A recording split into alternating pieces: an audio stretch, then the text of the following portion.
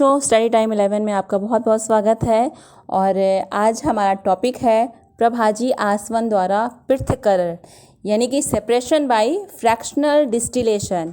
बच्चों, ये class 9th के लिए है और ये आपका सेकंड चैप्टर से लिया गया है। क्या हमारे आसपास के पदार्थ शुद्ध हैं, उससे ये टॉपिक लिया गया है।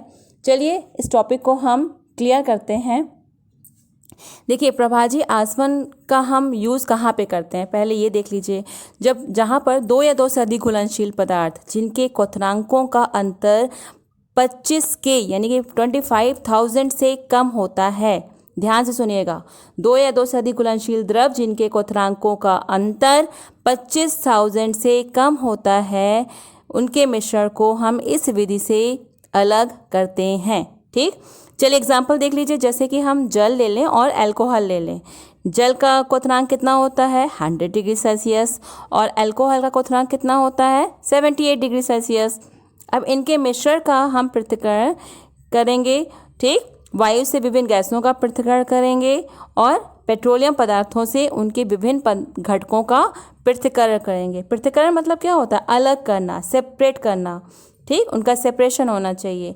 तो इसके लिए हमें कुछ सामान भी चाहिए होता है, जैसे उसके उपकरण जो होते हैं और आसवन विधि के उपकरण जो होते हैं वो एक समान ही होते हैं। ठीक है, इसका जो उपकरण होगा और आसवन विधि का जो उपकरण होता है वो एक जैसा होता है। अंतर क्या होता है, अंतर केवल यह है कि उसमें संघनक और आसवन फ्लास्क के मध्य एक प्रभाजी स्तंभ का प्रयोग करते हैं। प्रभाजी स्तंभ एक नली होती है जो शीशे के गुटकों से भरी होती है। अल्कोहल व जल के प्रभाजी आसवन के लिए हम अभी आपको एक पिक्चर दिखाई जाएगी, उस विधि से उसको हम सेट करते हैं। उस उपकरण को हम उसी विधि से सेट करेंगे। देखिए, जल और अल्कोहल के मिश्रण को आसवन फ्लास्क में गर्म किया जाता है। तो जब गर्म करेंगे तो क्या होगा, तो वो अपने क्वथनांक पर जल व अल्कोहल की वाष्प जो होती है वो ऊपर उठने लगती है। ऊपर उठकर कहाँ पहुँचेगी, प्रभाजक स्तंभ में पहुँचती है।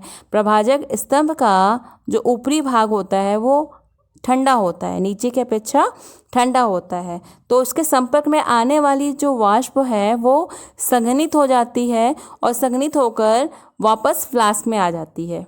जैसे जैसे प्रभाजक स्तंभ का ताप बढ़ता जाता है, प्रभाजक स्तंभ के ऊपरी सिरे और निचले सिरे में ताप का अंतर उत्पन्न हो जाता है। जब प्रभाजक स्तंभ के ऊपरी सिरे का ताप 78 डिग्री सेल्सियस के बराबर हो जाता है तो अल्कोहल की वाष्प उसमें से निकलकर संघनित्र में पहुंच जाती है और ठंडी होकर द्रव के रूप में संघनित्र के दूसरे सिरे पर रखे बीकर में इकट्ठा हो जाती है। ठीक, गरम करते रहने पर क्या होता है, थर्मामीटर का ताप 78 डिग्री सेल्सियस ही बना रहता है जब तक कि सारा अल्कोहल आश्रित नहीं हो जाता। ठीक, यहाँ पर ध्यान रखिएगा, गर्म करते रहने पर भी थर्मामीटर का ताप 78 डिग्री सेल्सियस ही बना रहता है जब तक कि सारा अल्कोहल आश्रित नहीं हो जाता है। जबकि समस्त जल वाष्प के प्रभाजक स्तंभ के ऊपरी सिरे पर पहुँचने से पहले ही संघनित होकर वाष्प आसवन फ्लास्क में इकट्ठा हो जाता है। ठीक, अब क्या हो रहा है कि जितना भी जल वाष्प उसमें से प्रभाजक स्तंभ से निकल रहा है वो उसके ऊपरी सिरे पर पहुंचने से पहले ही वो कहाँ पे इकट्ठा हो जा रहा है, संघनित्र वाले पात्र में जाकर इकट्ठा हो जा रहा है। ठीक, इस तरीके से हमने दोनों द्रवों को अलग किया। इस प्रकार दोनों द्रवों का पृथक्करण हो जाता है। ठीक, प्रभाजी आसवन का जो ये विधि है इसका उपयोग कहाँ पर हम करते हैं। अब इसका उपयोग ये भी जान लीजिए किस में किया जाता है, वायु से उसकी घटक गैसों को अलग करने में, जिससे हमें शुद्ध वायु प्राप्त हो सके। तो बच्चों, ये था प्रभाजी आसवन द्वारा पृथक्करण। अब इसका एग्जाम्पल देखिए कि वायु से गैसों को कैसे अलग कर सकते हैं हम। देखिए, बहुत सारे जो हमारे वायु है उसमें बहुत सारी गैसें मिली होती हैं, जैसे ऑक्सीजन है, नाइट्रोजन है, कार्बन डाइऑक्साइड है, जलवाष्प है, नोबल गैसेस हैं। नोबल गैसेस मतलब समझते हो ना, जैसे हीलियम, नियॉन और क्रिप्टॉन, इन सब का क्या होता है, वायु में मिश्रण होता है। ठीक, क्योंकि इन गैसों के हिमांक और क्वथनांक अलग अलग होते हैं, इसलिए इनको हम प्रभाजी आसवन विधि द्वारा अलग कर सकते हैं।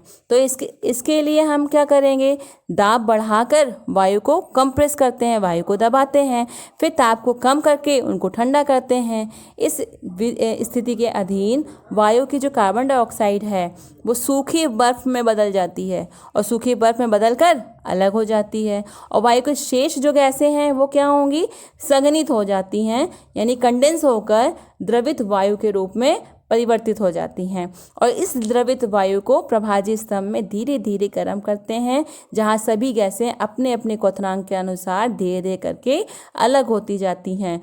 निम्न क्वथनांक वाली गैसें जो होती हैं वो पहले अलग होती हैं, वो पहले डिस्टिल होती हैं।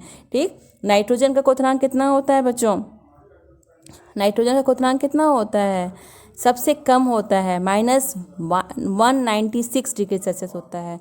नाइट्रोजन का क्वथनांक कितना होता है, सबसे कम, -196। ठीक, अतः यह सबसे पहले आसुत होती है, जिसका क्वथनांक जितना कम होगा वो सबसे पहले डिस्टिल्ड होंगी। ठीक है, उसके बाद फिर धीरे धीरे करके फिर ऑर्गन होता है, ऑर्गन का -186 होता है। उसके बाद फिर उच्च क्वथनांक वाले, फिर ऑक्सीजन, ये सब बाद में जाके अलग होते हैं, आसुत होते हैं।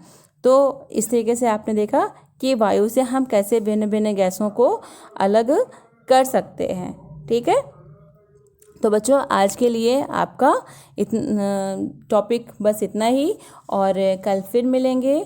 Thank you class.